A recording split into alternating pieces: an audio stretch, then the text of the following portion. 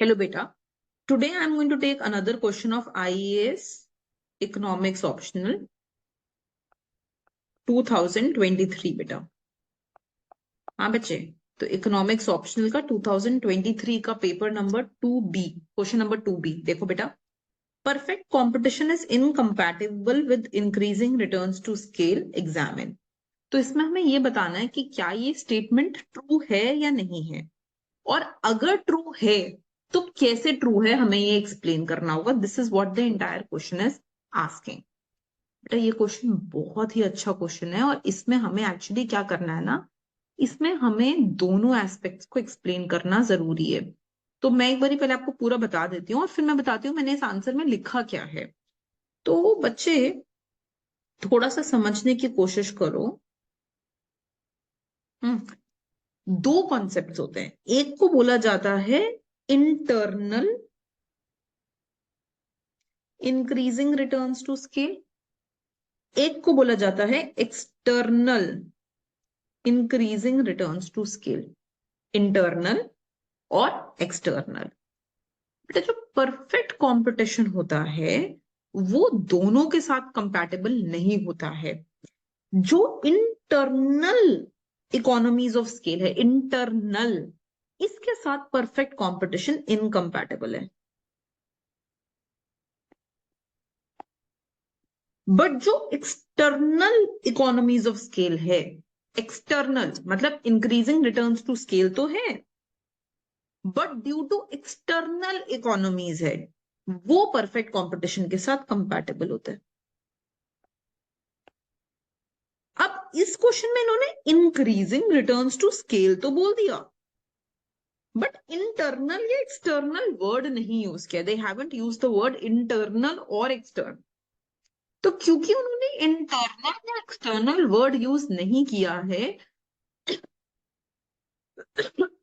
Sorry, you have to explain both. आपको internal के साथ वो कंपैटिबल क्यों नहीं है ये भी बताना है, और एक्सटर्नल के साथ कंपैटिबल क्यों है ये भी बताना है।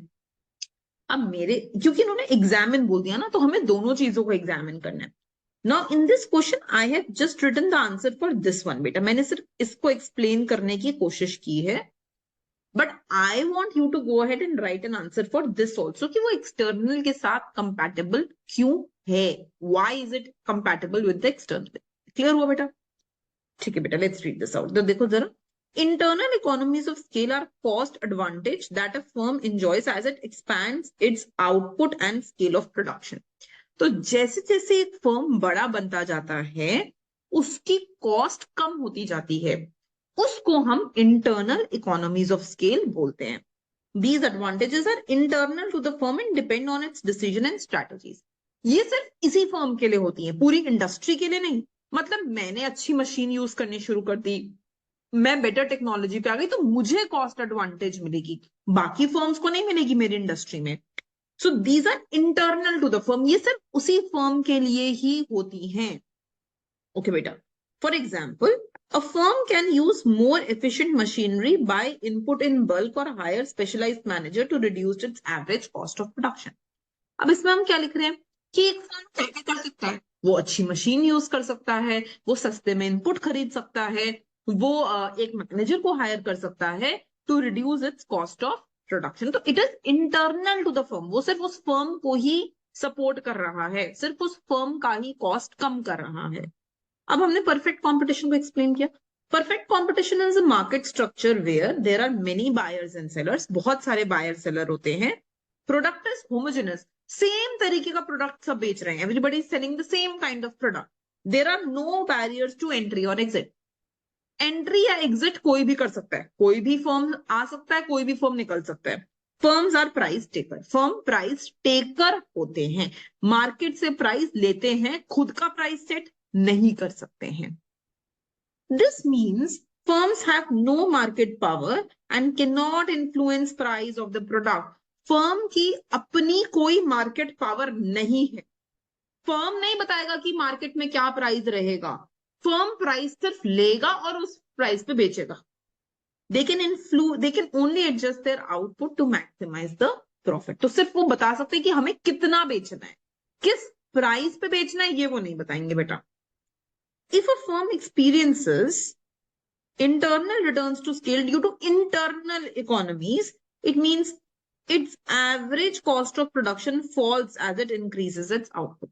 तो इसका क्या मतलब है कि जैसे जैसे फर्म अपना आउटपुट बढ़ाता जाएगा उसकी कॉस्ट घटती जाएगी, उसका कॉस्ट कम होती जाएगी। बट अगर कॉस्ट कम होती जाएगी तो बेटा फर्म क्या कर पाएगा, वो तो प्रॉफिट कमा पाएगा। So this gives firm incentive to produce more as it lowers its cost and increases its profit. Firm का profit बढ़ जाएगा। However, this also means that firm can grow larger and larger and eventually dominate the market. अब अगर profit बढ़ रहा है और cost घटती जा रही है तो वो और ज्यादा प्रोड्यूस करेगा। अगर वो और ज्यादा प्रोड्यूस करेगा तो मार्केट को डोमिनेट कर लेगा, पूरी मार्केट उसके कंट्रोल में आनी शुरू हो जाएगी। This will create situation where there are only few large firms in the industry or even a single monopoly. अब जो फर्म्स ये कर पाएंगे, जिनकी कॉस्ट कम हो पाएगी, जिनकी आउटपुट बढ़ पाएगा, प्रोडक्शन बढ़ पाएंगे, वो फर्म की तो मोनोपोली हो गई मार्केट के अंदर। But this violets the assumption of perfect competition. But ये तो परफेक्ट कॉम्पिटिशन के अगेंस्ट हो गया। हम तो कहते हैं परफेक्ट कॉम्पिटिशन में बहुत सारे सेलर्स होंगे, अब तो कुछ ही सेलर्स बच गए। हम कहते हैं कोई बैरियर टू एंट्री नहीं होगा, ये फर्म तो कॉस्ट कम कर करके बैरियर टू एंट्री बना रहा है। हम बोलते हैं प्रॉफिट नहीं होंगे, ये फर्म तो अच्छा खासा प्रॉफिट कमा रहा है। So this is against perfect competition, therefore it is incompatible, इसीलिए इसको इनकम्पैटिबल बोला जाता है। सो बेटा we have proved that internal increasing returns to scale is incompatible. I am leaving it up to you to prove that external IRS is compatible. Okay, beta? ठीक है बच्चे, thank you.